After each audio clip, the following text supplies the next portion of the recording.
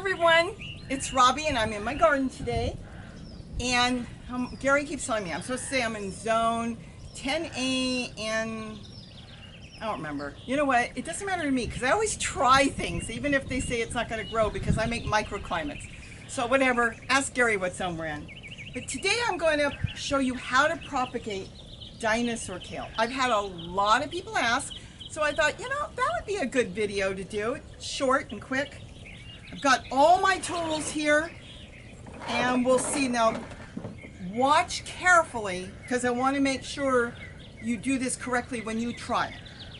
So I've got everything here, toothbrushes, I've got a comb, I've got cutters and got a rake. Oh, I got a knife. So here we go.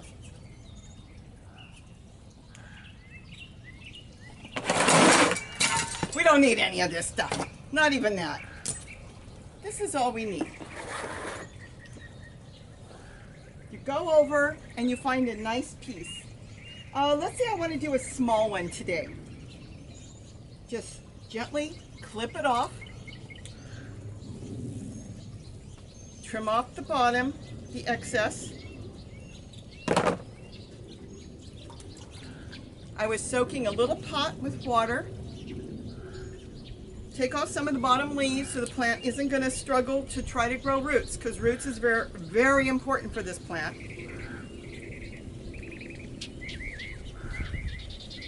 That's it. I always throw my leaves back into all my other plants. That's it. Now the only thing you have to do is keep this in damp soil. Don't let it dry out. I can top dress it a little bit with some wood chips or mulch on the top. Can do it outside. And that's all there is to it. There's nothing else to it.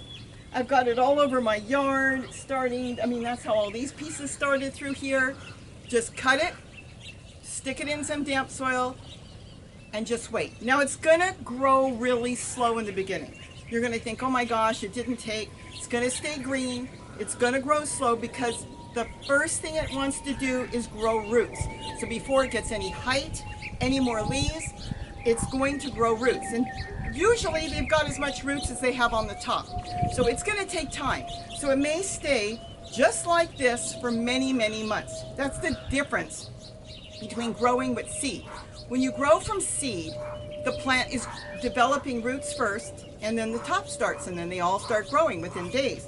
When you're propagating by cuttings, it's got to develop its root system. So it's going to sit dormant for a while, but once it gets its roots, it's going to take off. I've got one behind me, behind you actually, and I'll show you that one. That one I stuck a piece in. Once it developed roots, it just took off. It's growing like a tree, and I've got it all over the yard. I've got some down here. I've got it behind me. You know, sometimes they break off, and I find them, the wind blows, because I didn't stake this up real good. I didn't expect it to get this big. And I'll find them on the ground, and I'll just trim the bottom, so if it accidentally breaks off, you want to make sure you got a nice fresh cut on it, even though it's going to grow roots from the whole thing. Just cut it and then stick it in some soil if you find some broke off. That's it. You don't need anything but a cutters. You can even snap it off if you wanted to, but a cutters, a pot, or even in the ground. You can go straight into the ground as long as you have an area that's protected from rabbits, and then just keep it damp, and that's it. And that's how you propagate dinosaur kale. Have a great day, and don't forget to eat what you grow. And if you like this, like and subscribe, and don't forget to hit that little bell so you'll get that little notification every time we put something up. Have a great day. Thanks everybody. Love you all. Bye-bye.